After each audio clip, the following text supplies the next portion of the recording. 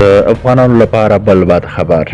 ترکیه کې د کښتۍ ډوبېدو پیښه کې لږ تر لږه 22 افغان کډوال مړه شوي دي. سلام، وخت په خیر، ستړي مشئ.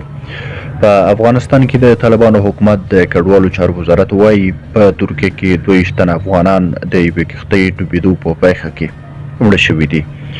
یاد وزارت پنجشنبه 4 د اپریل د یوې اعلامیې په خپرولو سره ویلي دغه پیښه د چناقلا ولایت کې رامنځته شوې ده. د اعلامیې له مخې په کښتۍ کې ټوټل 46 تنه سپاره وو چې له ډلې 4 تنه افغانان ژغورل شوي او شمېر نور اوس هم نادرکه دي. تر اوسه نه ده معلومه چې دغه کډوال د افغانستان د کومو ولایتونو دي او دغه پیښه کله رامنځته شوې ده. په دې اړه د طالبانو حکومت د کډوالو چارو وزارت سره اړیکه ونیول شو خو ځواب یې ورنه کړ.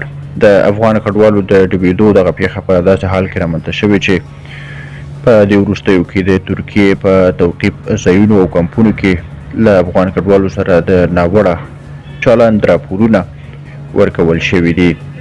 یو شمېر عیني شاهدانو BBC ته ویلي چې افغان کډوال په غیر انساني او ناوړه شرایطو کې ساتل کیږي.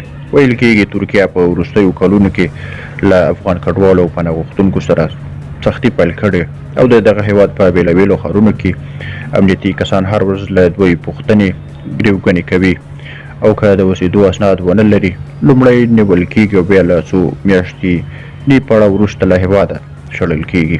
درنو لیدونکو له ملتیا مو مننه. که مو زموږ یوټیوب چینل نه وي سبسکرایب کړی هیله ده چینل سبسکرایب کړئ.